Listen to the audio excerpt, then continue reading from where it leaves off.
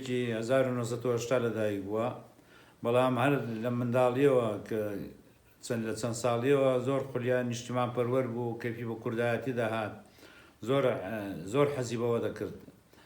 دوای پاشی ماوەیەک چووە بۆ ئەوروپا کە لە 2000ەکان چوو بۆ ئەوروپا، 13-14 ساڵ لە ئەوروپا مایەوە کە شەڕی کۆبانێ دەستی پێکرد، هاتەوە بۆ ڕانیا. من زۆر داوام لێ کردم مەڕۆ کاکە تیلا دەچم بۆ بەشداری دەکەم. چوو بۆ کۆبانێت تا شەڕی کۆبانێت تەواو بوو لێوێ بەشداری کرد، لە زۆربەی ڕاگەیانەکانیش دیار بوو کە قسەی دەکرد و ئەوەی دەکرد.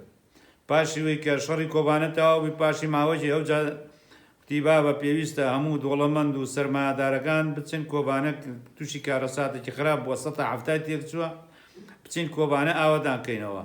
ئێمەش لەگەڵ کۆمەڵک سەرمایەداری ڕانێ و سلێمانی بیتوێن حەوزی بیتوێن چوین سەردانی هەولێر و کۆمەڵک مهندیسی هەولێریش چوین سەردانی کۆبانێمان کرد کە ئەمەش ویستمان لەوێ بەشداری بکەین کۆبانێ ئاوەدان بکەینەوە. دا ئەوەی لە توانامان بوو وەکو پێویست برادران کردمان.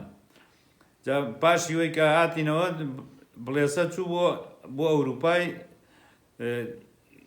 لە ئەوروپای مایەوە داهات و هاتوچۆی دەکرد، کورد بوو، کوردپەروەر بوو، دژی هیچ حیزب و لایەنێکی سیاسی نەبوو، حەزی بە کوردایەتی دەکرد، تەنها لە هەر شوێنێکی خزمەتی کورد کرابە ئەو لەو شوێنە پێخۆش بۆ خزمەت بکە. بڵێسە کەسێکی زۆر کوردپەروەر بوو، بڵێسە کەسێکی لێ هاتوو، ئەگەر بڵێسە مەودای درابە و لێگەڕابانە بڵێستا ئامانجێکی گەلی کوردی بەدی دەکرد.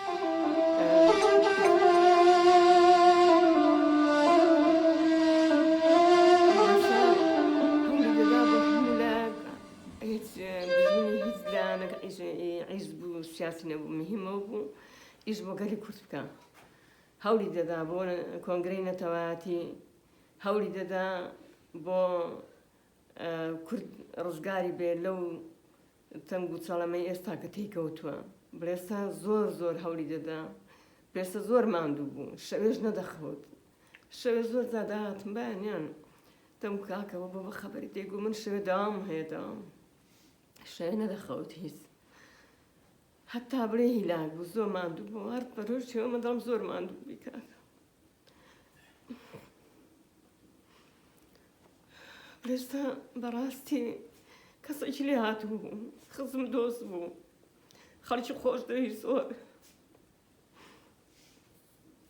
بڵێزە زۆر حەزی بەوە دەکرد کۆنگرەیەکی نەتەوەی کوردستانی ببەسترێ بۆی کورد ڕزگاری بێ لەو نەگریسیە و ناڕەحەتیە و یەکڕێزی کورد بپارێزرێ و کورد یەک دەنگ بێت لە هەموو یەک پارچێ بێ. ئێمەش وەکو کەسوکاری بڵێسە داوا لە هەموو لایەنە سیاسیەکان دەکەین ئەو کۆنگرەی نەتەوەی ببەستن، چونکە هەموو خەڵک ئاوات و ئامانجی ئەوەیە کە کۆنگرەی نەتەوەی ببەسترێ، بەبێ کۆنگرە لاما بێ هیچ کورد ئامانجێکی ناوێت. وەکو زاخۆ و لە کەرکووک و لە سلێمانی و لە هەڵەبجە و لە قەڵازە و ڕانیە و پشدەر و بیتوێنەوە. بەڕاستی ئەمە نازانم چاکەیان زۆر بدەمەوە کە کاتی شەهیدکردن و مەراسیمی ناشتنی کوڕەکەم کارێکیان کرد، کارێکی تاریخی.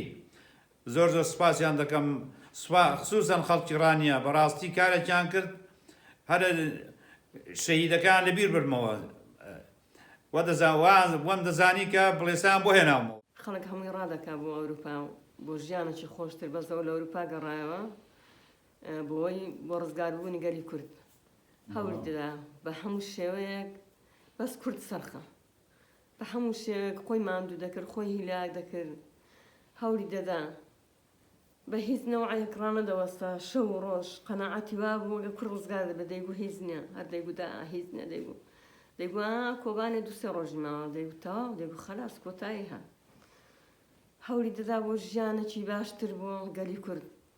ئەو قەت خۆی ماندوو نەکردبەوەی بۆ خۆی بۆ گیانی خۆی، هەوڵی دەدا بۆ گەلی کورد. بەڕاستی خەڵکیشی زۆر خۆش دەویست، هەموو لایەن و حیزبەکانیشی خۆش دەویستن، هە لەگەڵ هەمویان هەڕێک بوو، لەگەڵ هەمویان هاتوچۆی هەبوو، یارمەتی خەڵکی زۆر دەدا. قاوانی جنسی و ئیقامەی خۆی بوو لە سوێد، ئەگەر ژیانی کوردی دی لە کۆبانێ گەڕایەوە بۆ کوردستان کوتێ من ژیانی وێم نا بابیشی زۆری کێشە لەگەڵ کوتی مەگەڕێەوە کوتی بەخوا من ناتوانم لەوێ ئەو کێشەیە گەورە لە کوردستان هەبێ من لێ ئەو قڕە ناگرم ئاز دەکەم گەڕێمەوە زۆر هەوری لەگەڵدا زۆر سپاسی خەڵکی ڕانێ دەکەم زۆر ماندوو بوون لەگەڵمان زۆر هەوریان لەگەڵداین بۆ شەهید بوونی بڵێستین زۆر سپاسی هەموو کوردستان دەکەم داواکاری من ئەوەیە لەگەلی کوردگەلی کورد یەک ڕیز بێ حتا یەک ڕیز نەبێ هیچی بۆ ناکرێ حتا ئەوە پارچە بێ گەلی کورد هیچ شتێکی بۆ ناڕوە ئەگەر ئەمە کەنجین یەک ڕیز بوون خەڵکی حسابمان بۆ دەکات داواکارم لە هەموو گەلی کورد یەک بگرن کۆنگرەی نەتەوایەتی پێک بێنن ئینشاڵڵا